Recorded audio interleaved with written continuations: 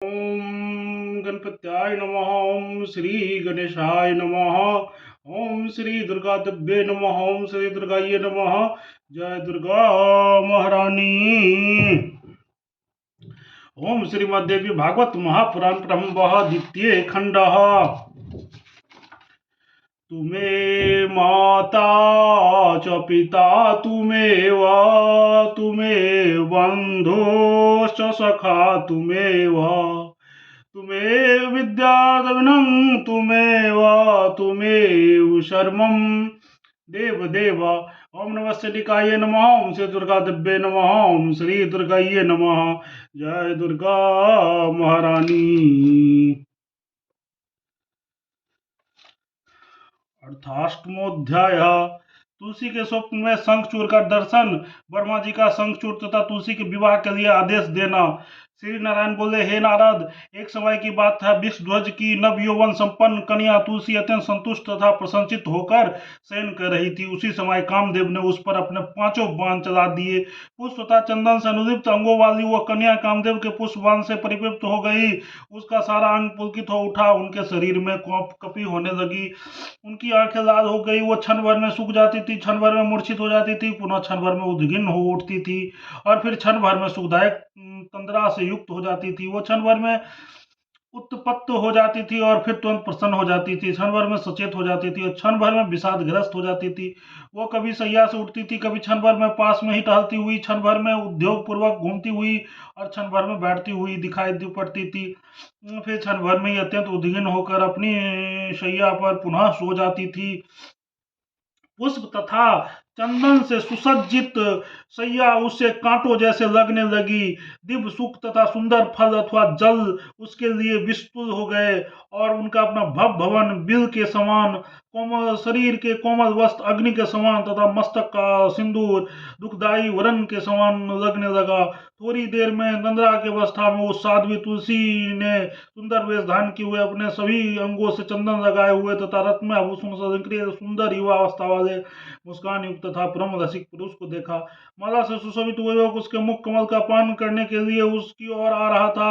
वह निरंतर रथ किरा की संबंधी कथाएं कह रहा था, मधुर मधुर बोल रहा था तथा वह सहसा अपनी भुजाओं में अलंकृत करते सैया पर विहार कर रहा था। कुछ ही क्षणों में वह चल गया और फिर पास आ गया। इसके बाद पुनः जाते हुए उस युवक ने तुलसी से कहा, हे प्राणनाथ, आप कहाँ जा रहे हैं? बैठ जाइए। तत्पश्चात जाग जाने पर वो तुलसी बार बार विलाप करने लगी। हे नारद, इस प्रकार युवावस्था को प्राप्त हुआ तुलसी वहां पर स्थित रही। शंखचूड़ जगिष्व मुनि से श्री कृष्ण का मनोहर मंत्र प्राप्त करके वो मंत्र को पुष्कर क्षेत्र में सिद्ध करके महान योगी हो गया था। सभी मंगलों का भी मंगल करने वाले उस कवच को गले में बांधकर और ब्रह्मा जी से जो तुम्हारा मन में अभिलाषित हो वो पूर्ण हो जाए, ऐसा वर प्राप्त कर वो शंखचूड़ भी ब्रह्मा की आज्ञा से वज्रिका वन आ गया। हे मुने, तुलसी ने आते हुए शंखचूड़ को देख लिया और वो नव यौवन से संपन्न था। वो उनकी क्रांति कामदेव के समान थी। उनका वर्ण श्वेत चंपा के आभा के समान था। वो रत्न आभूषणों से सुशोभित था। उसका मुखमंडल शरद पूर्णिमा के चंद्रमा के समान था। उनके नेत्र शरतकालीन कमल सदृश थे। वो अमूल्य रत्नों से निर्मित विमान पर विराजमान था। वो अत्यंत मनोहर तथा दो रत्नमय कुंडलों से उसका स्थल शोभायान था। उसने पराजित पुष्पों की माला पर धारण कर रखी थी। उसका मुखमंडल मुस्कान से भरा हुआ था। उनका सर्वांग कस्तूरी कुमकुम से युक्त था, सुगंधित चंदन से अनुदीप्त था। ऐसे शंखचूड़ को अपने पास देखकर वस्त्र से अपना मुख ढककर मुस्कुराती हुई तथा कटाक्ष के साथ बार बार उसकी ओर देखती हुई तुलसी ने नम विलन के कारण लज्जावश अपना मुख नीचे की ओर झुका दिया। उसका चंद्र सदृश मुख शरद पूर्णिमा के चंद्रमा को भी लज्जित कर रहा था। बहुमूल्य रत्नों से निर्मित नूपुरों से पंक्ति से वो सुशोभित हो रही थी। सर्वोत्तम मणि से निर्मित तथा सुंदर शब्द करती हुई करदिनी से वो सुशोभित हो रही थी। मालती के पुष्पों की माला से संपन्न केश पास धारण किए हुई थी। उसने बहुमूल्य रत्नों के बने हुए मकराकृत कुंडल अपने कानों में धारण कर रखे थे। चित्रमय 2 कुंडलों से उसका अखंड स्थल सुशोभित था। सर्वोत्तम रत्नों से निर्मित हार के द्वारा उसके वक्षस्थल का मध्य भाग उज्ज्वल दिखाई दे रहा था। रत्नमय कंकन, केयूर, शंख आदि भूषणों से वो सुशोभित थी। रत्न जटित अंगूठिया तथा उसकी अंगुलियां सुशोभित कर रही थी। ऐसी भव्य, रमणीय, सुशील, सुंदर तथा साध्वी तुलसी को देखकर वह शंखचूड़ के पास बैठ गया। मधुरवाणी में उनसे कहने लगा। शंखचूड़ बोला, हे माननी, हे कल्याणी, हे सर्वकाल कल्याणदायिनी, तुम कौन हो और किसकी कन्या हो? तुम समस्त स्त्रियों में धन तथा मान होए सुंदरी स्तब्ध हुए मुझ सेवा का वार्तालाप करो।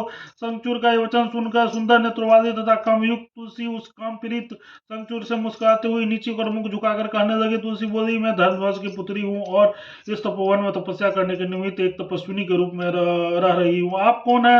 यहाँ से सुखपूर्वक चले जाइए। श्रेष्ठ कुल में उत्पन्न पुरुष उच्च कुल से उत्पन्न किसी अकेले साध्वी कन्या के साथ एकांत में बातचीत नहीं करते। ऐसा मैंने श्रुति में सुना है। जो नीच कुल में उत्पन्न है वह धर्मशास्त्र के ज्ञान से वंचित था और जिससे श्रुति का अर्थ सुनने का भी अवसर नहीं मिला, वह दुराचारी व्यक्ति ही कामासक्त होगा पर स्त्री की कामना करता है। स्त्री ऊपर से बड़ी मधुर दिखाई देती है किंतु सदाभिमान में चूर रहती है, पुरुष के लिए विनाशक होती है। वह विष से परिपूर्ण ऐसी घटक के सदृश होती है जिसके मुख पर अमृत लगा हुआ है। हृदय छुरे की धार के समान तीक्ष्ण होती है किंतु ऊपर से वो सदा मधुर बातें करती है। स्त्री अपना ही प्रयोजन सिद्ध करने में सदा तत्पर रहती है। अपने कार्य की सिद्धि के लिए वो स्वामी के वश में रहती है, अन्यथा वो सदा वश में न रहने वाली स्त्री का हृदय अत्यंत दूषित रहता है और उसके मुखमंडल का नेत्रों से सदा प्रसन्न झलकती रहती है। श्रुतियां तथा पुराणों में जिन स्त्रियों के चरित्र अत्यंत दूषित बताया गया, बुरे विचार वाले व्यक्ति को छोड़कर ऐसा कौन विद्वान तथा बुद्धिमान होगा जो उन पर विश्वास कर सकता है? उनका कौन शत्रु है कौन मित्र है? वे नित्य नए नए पुरुष की कामना करती है। वे किसी भी सुंदर वेश युक्त पुरुषों को देखकर उसके मन ही मन चाहने लगती है। वे बाहर से अपना हित साधने के लिए अपने सतीत्व का प्रयत्न पूर्वक प्रदर्शन करती है किंतु वास्तव में सदा कमातु रहती है। मन को आकृष्ट करने वाली वो स्त्रियां कामदेव का आधार स्तंभ होती है। स्त्री बाहर से छलपूर्वक अपने को वासना की वृत्ति से रहित दिखाती हुई अपनी प्रेमी को संतप्त करती है किंतु मन में समागम की अभिलाषा रखती है। वो बाहर से अत्यंत लज्जित दिखती है किंतु एकांत में अपने प्रेम के साथ हास परिहास करती है। रथ का सुयोग न मिलने पर मान्य स्त्री कुपित हो जाती है और कलह करने लगती है। यथेक्ष संभोग से स्त्री प्रसन्न रहती है, स्वलोप संभोग से दुखी हो जाती है। स्त्री स्वादिष्ट भोजन और शीतल जल की अपेक्षा सुंदर रसिक गुणी तथा युवक पति को ही आकांक्षा अपने मन में रखती है। स्त्री अपने पुत्र से भी अधिक स्नेह रसिक पुरुष पर रखती है और संभोग में कुशल प्रेमी को अपने प्राणों से भी अधिक प्रिय समझती है। स्त्री वित्त तथा संभोग करने में अक्षम पुरुष को शत्रु के समान समझती है और वह अत्यंत कुपित होकर उस पुरुष के साथ सदा कलह करती रहती है। जिस प्रकार सर्प चूहे पर झपटता है उसी प्रकार स्त्री वैसे पुरुष को बात बात पर खाने दौड़ती है। नारी दुस्साहस की मूर्ति तथा सर्वदा समस्त दोषों की आश्रय स्थली है। ब्रह्मा विष्णु शिव और देवताओं के लिए भी स्त्री दुख साध्य है। मोह स्वरूपनी नारी तपस्या के मार्ग में अग्लादंड से समान और मोक्ष की द्वार पर कपाट के समान बाधक होता है। भगवान की भक्ति बाधा डालने वाला तथा सभी माया की पिटारी है। वो संसार रूपी कारागार में सदा जकड़े रहने के लिए जंजीर के समान है। स्त्री इंद्रजाल स्वरूप तथा स्वप्न के समान मिथ्या कही गई है। स्त्री ब्रह्म सौंदर्य सुधारण करती है किंतु इसके भीतरी अंग अत्यंत कुदिष्ट रहती है। स्त्री का शरीर विष्ठा मूत्र पीव आदि का आधार मलयुक्त दुर्गंध दोष के परिपूर्ण रक्त रंजित तथा पवित्र रहता है। समय में ब्रह्मा ने स्त्री का सृजन मायावी पुरुषों के लिए माया स्वरूपनी के रूप में, मोक्ष जनों के लिए विश्व स्वरूपनी के रूप में तथा उसकी कामना करने वाले का दिश्य स्वरूपनी के रूप में किया था। हे नादु शंखचूड़, ऐसा कहकर जब वो तुलसी चुप हो गए तब हंसकर कहना आरंभ कर दिया। तब उसने हंसकर कहना आरंभ कर दिया, संशुभे देवी, तुमने जो कुछ कहा वो सब असत नहीं है किंतु अब मुझे भी कुछ सत्य तथा असत के विषय में सुन लीजिए। विधाता ने सबको मोहित करने वाला नारी रूप वास्तविक तथा अवास्तविक दो प्रकार से रचा है। वास्तविक रूप प्रशंसनीय तथा दूसरे रूप निंदनीय होता है। लक्ष्मी सरस्वती दुर्गा सावित्री आदि आदि शक्तियां सृष्टि की सृष्टि स्वरूप इन्हें सृष्टि का प्रारंभ हुआ है। इन देवियों के अंश से प्रकट स्त्री रूप वास्तविक कहा गया। वो श्रेष्ठ यशो रूप तथा समस्त मंगलों का कारण है। शत्रुपादे भूति स्वधा स्वाहा दक्षिणी दक्षिणा छायावती रोहिणी वरुणानी सची कुबेर की पत्नी आदिति दिति लोपा मुद्रा अनुसुईया कोटवी तुलसी हल्दिया अरुंधति मैना तारा मंदोदरी दमयंती वेदवती गंगा मनसा तुष्टि पुष्टि स्मृति मेघा कल का वसुंधरा षष्ठी मंगल चंडी के धर्म पत्नी मूर्ति स्वसित स्वास्थि श्रद्धा शांति क्रांति शांति निंद्रा तंद्रा सुधा पिपासा संध्या दिव्या रात्रि संपत्ति धीति कीर्ति क्रिया शोभा प्रभा और शिवा, ये देवियां जो स्त्री रूप में प्रकट है, हुए प्रत्येक रूप में श्रेष्ठ मानी गई है। जगदम्बा की कला के अंश से उत्पन्न जो स्वर्ग की दिव्य अप्सराएं हैं, उन्हें अप्रत्यक्ष रूप से संपूर्ण लोकों में पुंसचित रूप कहा गया है। स्त्रियों जो सत्व प्रधान रूप है, वही सर्वथा समीचीन है। अपने प्रभाव के कारण ही उत्तम तथा साध्वी रूप स्त्रियां संपूर्ण लोकों में प्रशंसित है। उन्हीं को वास्तव रूपा कहना चाहिए, ऐसा विद्वान पुरुष कहते हैं। रजो रूप तथा तमो रूप की कलाओं की भेद से उनके अनेक प्रकार की स्त्रियां प्रसिद्ध है। रजोगुण का अंश जिनमें प्रधान है, वे मध्यम श्रेणी के हैं और वे भोगों से आसक्त रहते हैं। सुख भोग के वशीभूत होकर वे सदा अपने ही कार्य में संलग्न रहती है। वो कपट युक्त मोहकारणी तथा धर्म अर्थ से परांगमुख रहती है तथा रजोगुण प्रधान स्त्री में साध्वी भाव कभी नहीं उत्पन्न हो सकती है। पुरुष वर्ग की स्त्रियों का मध्य रूप कहते हैं। तमो रूप दुर्निवार्य है। बुद्धिमान पुरुष इस रूप को अधम कहता है। ये देवी, तुमने जो कहा है, उत्तम कुल में उत्तम विद्वान पुरुष निर्जन जल विहीन तथा एकांत में स्थान में किसी स्त्री से कुछ भी नहीं पूछता, यह तो उचित ही है। किंतु हे शोभने, मैं तो इस समय ब्रह्मा की आज्ञा से ही तुम्हारे पास आया हूँ और गंधर्व विवाह की विधि के अनुसार तुम्हें पति रूप में ग्रहण करूंगा। देवताओं का संतस्त करने वाला शंखचूड़ में ही हूँ। धनुवंश में उत्पन्न हुआ हूँ। विशेष बात यह है कि पूर्व जन्म में मैं श्रीहरि के साथ उनके पार्षद रूप में रहने वाले 8 गोपों में सुदामा नाम का एक गोप था। देवी राधिका के साथ से इस समय मैं दानवेंद्र बन गया हूँ। कृष्ण के मंत्र के प्रभाव के कारण मैं पूर्वजन्म की सभी बातें जानता हूँ। तुम्हें भी अपने पूर्वजन्म की बातें का स्मरण हो चुका है। तुम उस समय तुलसी थी और श्रीहरि ने तुम्हारे साथ विहार किया था। तुम राधिका के कोप के कारण भारत भूमि पर उत्पन्न हुई हो। उसी समय में तुम्हारे साथ रमण करने के लिए बहुत उत्साहित था, किंतु राधिका के भाई के कारण ऐसा नहीं हुआ। यह महामुने इस प्रकार का जब वो शंखचूड़ चुप हो गया तो प्रसन्नता से तुलसी ने हंसते हुए कहना आरंभ किया। तुलसी बोले, इस प्रकार सती जागरण संपन्न बिग पुरुष ही विश्व में सदा प्रशंसित होती है। कोई स्त्री काम से प्रेरित होकर ऐसे ही पति की सदा विलासा रखती है। आप जैसे उत्तम विचार वाले पुरुषों से मैं निश्चिंत ही इस समय पराजित हो गई हूँ।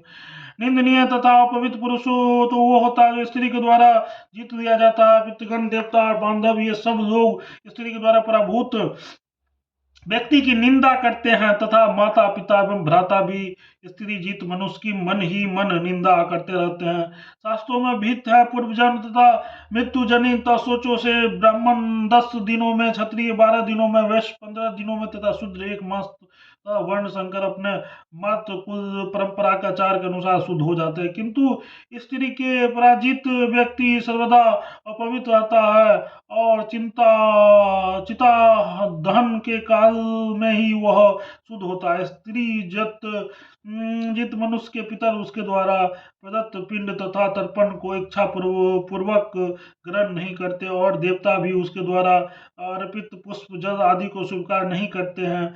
जिनके मन में स्त्रियों ने हर लिया हो, उसके ज्ञान तप जप होम पूजन विद्या और यश से क्या प्रयोजन। आपकी विद्या का प्रभाव जानने के लिए ही मैंने आपकी परीक्षा की है, क्योंकि कोई स्त्री किसी पुरुष की समक्ष परीक्षा करके ही पति रूप में उसका वर्ण करती है। जो मनुष्य गुणहीन वृद्ध अज्ञानी दरिद्र मूर्ख रोगी नीच परम क्रोधी अत्यंत कटु वचन बोलने वाला पंगु अंगहीन अंधे बहरे जर गूंगे नपुंसक तथा पापी वर को कन्या देता है, वो ब्रह्म हत्या के पाप का भागी होता है। शांत गुणी युवक विद्वान तथा सदाचारी वर को अपनी पुत्री अर्पण करने से मनुष्य को 10 यज्ञों का फल प्राप्त होता है। कोई कन्या का पालन पोषण करके यदि उससे बेच देता है, तब उस धन के लोभ से कन्या का विक्रय करने वाला उस मनुष्य को कुंभी पाप नरक में जाना पड़ता है।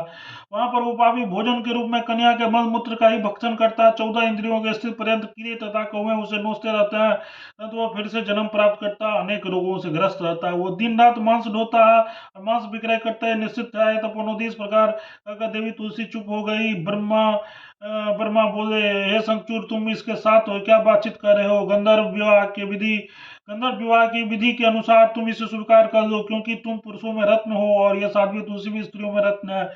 एक प्रवीण स्त्री का एक प्रेम पुरुष के साथ संयोग बड़ा कल्याणकारी होता है। राजन, निर्बाध तथा दुर्लभ सुख को पाकर भला कौन उसका त्याग करता है? जो मनुष्य विरोध रहित सुख का त्याग कर देता है वो पशु है, इसमें संदेह नहीं है। इसके बाद ब्रह्मा जी ने तुलसी से कहा, हे तुलसी, तुम ऐसे गुणी तथा समस्त देवताओं, असुरों तथा दानवों को दमन करने वाले पति को क्या परीक्षा दे रही हो? जिस प्रकार विष्णु के पास लक्ष्मी, श्री कृष्ण के पास राधिका, मुझ ब्रह्मा के पास सावित्री, भगवान शिव के पास भवानी, भगवान वराह के पास धरा, यज्ञ के पास दक्षिणा, अत्रि के पास अनुसुईया, नल के पास दमयंती, चंद्रमा के पास रोहिणी, कामदेव के पास साध्वी रति, कश्यप के पास अदिति, वशिष्ठ के पास अरुंधति, गौतम के पास अहिल्या, कदर्म के पास देवहूति, बृहस्पति के पास तारा, मनु के पास शत्रुपा, यज्ञ के पास दक्षिणा, अग्नि के पास स्वाहा, इंद्र के पास शची, गणेश के पास पुष्टि, स्कंद कार्तिकेय के पास देवसेना और धर्म के पास साध्वी मूर्ति पति रूप प्रतिष्ठित है। उसी प्रकार तुम भी शंखचूड़ की स्वभावती प्रिया बन जाओ। हरे सुंदरी, अपने इस सुंदर प्रीतम के साथ विभिन्न स्थानों पर अपनी इच्छा के अनुसार निरंतर विहार करो। अंत में तुम गोलक में पुनः श्री भगवान कृष्ण के तथा वैकुंठ में चतुर्भुज विष्णु को प्राप्त करोगी। इति श्री भागवत महापुराण संहिता नवम स्कंदे शंखचूरेण सह तुलसीया संगति वर्णनं नामोऽष्टमोऽध्यायः। तत्सत प्रेम से बोलो जगत जननी जगदम्बा माता की जय। जय दुर्गा महारानी। हर हर महादेव। जय मां।